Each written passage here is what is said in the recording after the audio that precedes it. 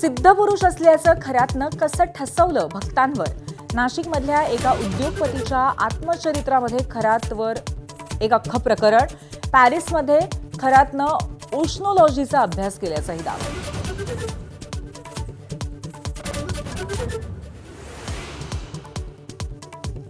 खरातच्या नाशिकमधल्या ऑफिसात SITला सापडले खडे आणि बाटल्यांसह अनेक पुरावे. पर्यटन स्थळांच्या यादीत नसतानाही खरातच्या मंदिराला कोट्यवधींचा निधी मिळाल्याचं उघड.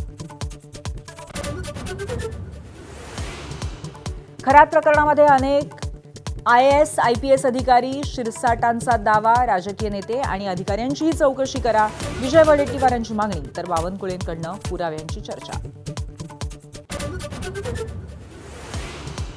जैन मंदिरांना गॅस सिलेंडर देण्याची मागणी करणाऱ्या मंत्री मंगलप्रभात लोढांवरती विरोधकांचा हल्लाबोल. अनिल परबांकडनं राजीनाम्याची मागणी तर आरोप राजकीय हेतूनं लोढांचा पलटवार.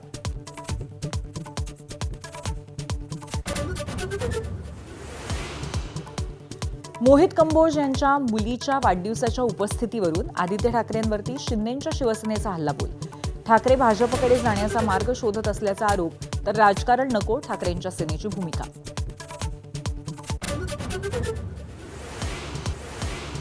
पंतप्रधान मोदींच्या नेतृत्वात भारत नक्षलवाद मुक्त तर डाव्या विचारसरणीचा अतिरेकीपणाही संपुष्टात आल्याची केंद्रीय गृहमंत्री अमित शहांची लोकसभेत माहिती. राज्यात अनेक ठिकाणी अवकाळी पाऊस आणि गारपिटीचा फटका. पुणे, बीड आणि संभाजीनगरला झोडपलं.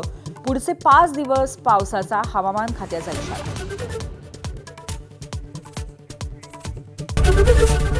ABP माझा, उघडा डोळे बघा नीट.